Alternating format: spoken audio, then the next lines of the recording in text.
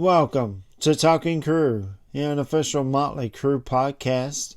I'm your host, Kevin Humphrey, where I talk all things in the world of Motley Crue. This is episode 107 this week. Motley Crue Vegas Residency 2025 review, part 3. But first, this week in Motley news, there's a little bit of it this week. Happy 1-year anniversary to the Motley Crue Hollywood Takeover shows.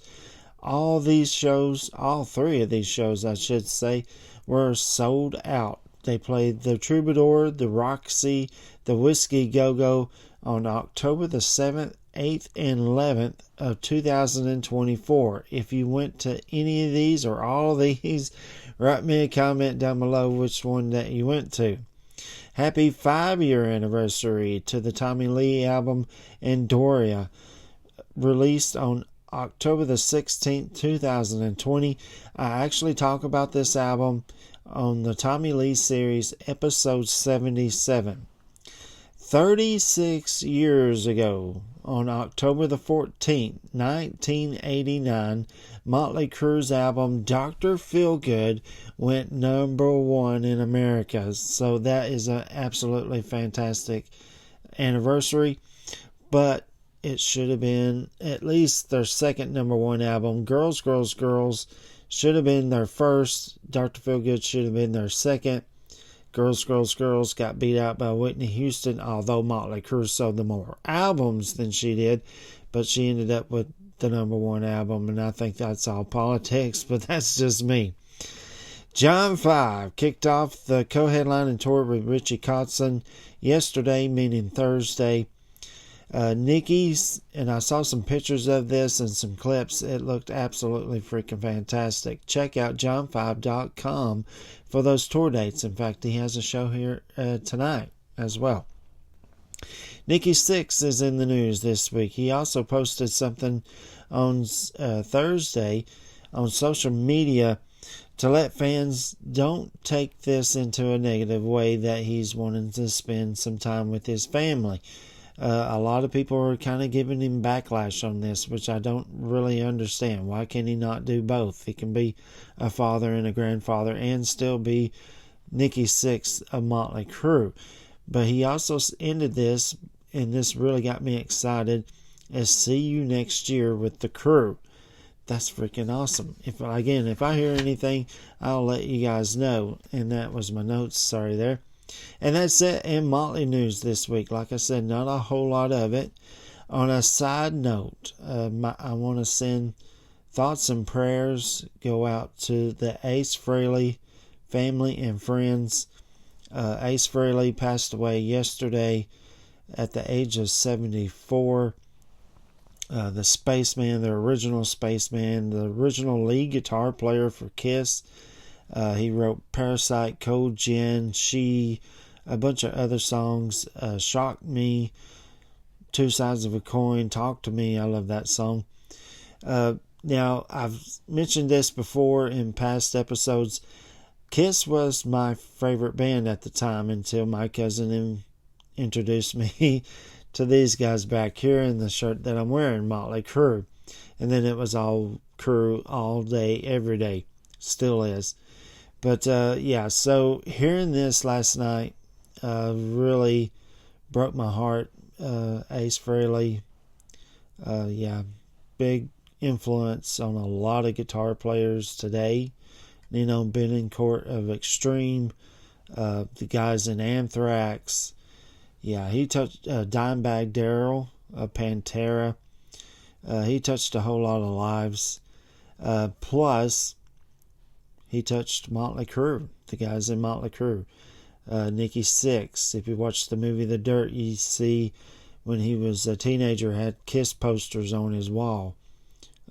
Tommy Lee says in Behind the Music, VH1's Behind the Music, if it wasn't for Peter Criss from Kiss, he probably wouldn't be a drummer. And Vince has said that he's been influenced by Kiss as well. And then, of course, you got John 5, who is a very close friend of Ace Frehley. You can see it today, his influence is Ace's influence on John 5 from the light-up guitar. That's classic Ace. Ace came up with that in 1979 on the Dynasty tour.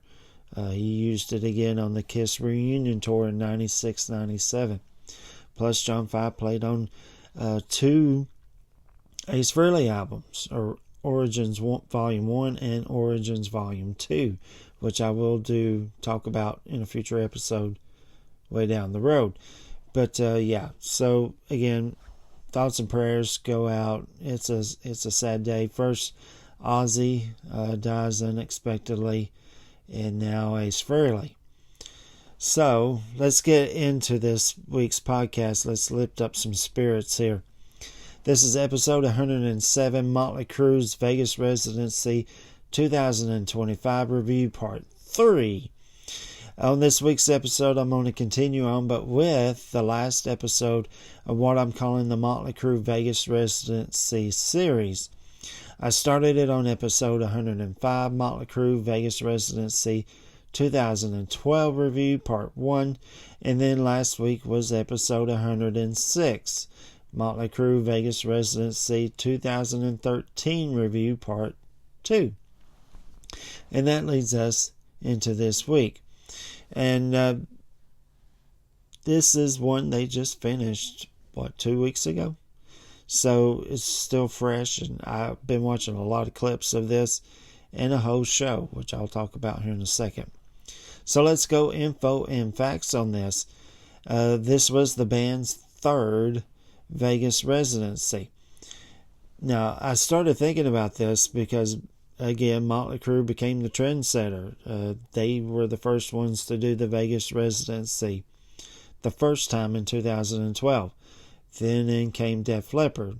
So Motley Crue did it in 2013. Def Leppard did it for a second time as well. But then you also got all these other bands started doing it as well. Aerosmith, Kiss. Here recently, I think it's been a year, maybe 2 years ago, U2. I even saw something about New Kids on the Block doing one. Scorpions. So a lot of these bands are starting to do this, but Motley Crue started it first. Now let's go back to the info and facts. So they played a total of 10 shows from September the 12th, which was my birthday, and it ran till October the 3rd, which was Tommy Lee's birthday of 2025, at the Dolby Live and Park, MGM, in Las Vegas, Nevada. They had a new stage, new set list, new stage costumes, or I call them stage costumes. They might not say it that way, but I say it that way. There's tons of lights. The lighting on these shows was absolutely insane. Just check them out. Video screens behind Tommy. 2 backup singers / dancers. So they had 2 new members of the Nasty Habits, Katie and Bailey. Now let's talk about the stage itself. The show actually starts off what looks like a club show back on the Sunset Strip in Los Angeles. In fact, part of the intro is you hear the guys talking, and then you hear Tommy Lee say, "Is it 1981 again?" And then the band's on stage. There's 2 stacks of amps on each side of Tommy during this very club-looking spot. There's few lights, very little bit of lighting for the very first 2 songs. And then the real stage opens up, and it's humongous. There's lighting trusses. There's 2 of them that form an X back kind of behind Tommy. According to John 5 on Instagram, where he did a little video of this stage, he said that they used 8 huge video screens during the show. Amazing lighting rig. Nikki and John 5's mic stands hung upside down. John 5's actually had the number 5 on his mic stand in front of the stage. To me, it looked like an M. So you had like a crooked little part of the M, and then a straight down, and then another crooked part. So it kind of looked like an M, or at least to me it did. And on those 2 ones that are way far across the stage, They each had 2 mic stands for Nikki and John 5. There was 2 giant girl balloons during Girls, Girls, Girls, 2 cherry pickers on those little longer strips of the M that would pick up Nikki and John 5 up into the air and out into the crowd. Tons of confetti, smoke machine. Now, unlike all the previous Motley Crue Vegas residencies, there was no pyro, there was no fire, but this band still put on an absolute amazing show. Now, like I said, I did find the full show. This is actually opening night. And I want to give a shout out to Fake Fan. That's who I'm going to be posting it in the comment section down below. And on the Talking Crew Facebook page. I told him I'd give him a shout out. So there's your shout out. And this is definitely watch this show. Crank it all the way up. It is absolutely freaking fantastic. Now let's talk about the set list. Like I said, there was like this little intro part. And then they go into the band's already on stage. So song number 1 is Too Fast for Love. Song number 2, the icon song Live Wire. And then after that, the stage would open up. Song 3 was Wild Side. Then they'd go. They would play over the PA system in the beginning. Song number 4 was Shout at the Devil. Song 5 was Looks That Kill. Song 6, Primal Scream. Song 7, On With the Show. Song 8, now this was a great part of the show as well. They did kind of like a storytelling kind of thing with Nikki and Tommy. Nikki would start off talking about how he had this guitar chord in his head, and he started playing it on acoustic guitar. And then he says, and then enter Tommy, and then Tommy's already behind the piano. And Tommy's like, yeah, and then I came up with this, and I had this in my head. And they put the two together, and it became song number 8, and that is Home Sweet Home. Then we get to John 5's guitar solo. Amazing guitar solo. I've said it a lot. What can't John 5 play? He plays a little bit of Led Zeppelin. He does a little tribute to Ozzy playing Crazy Train. It is absolutely freaking awesome. Then we get back into the songs, and that it leads us to number 9, and it's the covers medley. So they kind of kept this from the stadium tour and last year's tour that they did, or what I call the mini tour, M-I-N-I. So we got Smoking in the Boys' Room, which led into Helter Skelter, which led into Anarchy in the UK, which leads into the Ramones song Blitzkrieg Bop. And then they would end it with Fight for Your Right to Party, which is on the canceled EP. Then we get to over the PA system. They would play TNT. Song number 10 was Dr. Feelgood. Song 11, Same Old Situation. Song 12 is, and this is how they would end the show, the regular part of the show with Girls, Girls, Girls. And then the encore was song number 13, Kickstart My Heart. Again, Nikki and John 5 would be on the cherry pickers, going out into the crowd, tons of confetti. Yeah, it looked freaking amazing. Definitely check out this show in case you've not seen it. And they kept this set list throughout all 10 shows, which was, again, something kind of unique. I've mentioned it in the last 2 Vegas show residencies that I did, where they kind of mixed match the set list, or they would change it here and there, or drop a song, or whatever. This time around, they kept all 10 shows with the same set list.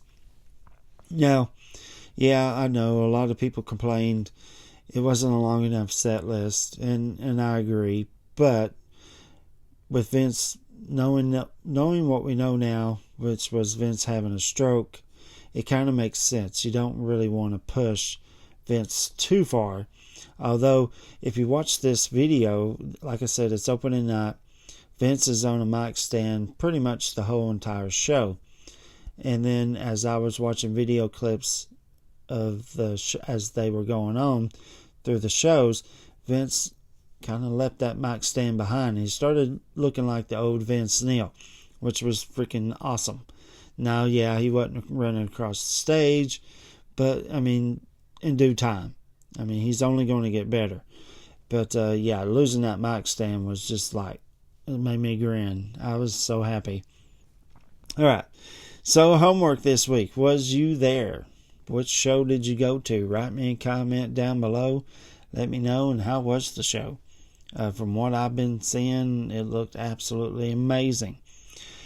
Next week, this one comes from a suggestion from my friend on Twitter, Melmarv, episode 108, ranking Tommy Lee's drum kits. 9 drum kits, 9 different tours. I'm going to do it next week. So go ahead and start thinking, how would you rank these? Because they're all a little different in some way, shape, or form. But I'll talk more about that next week.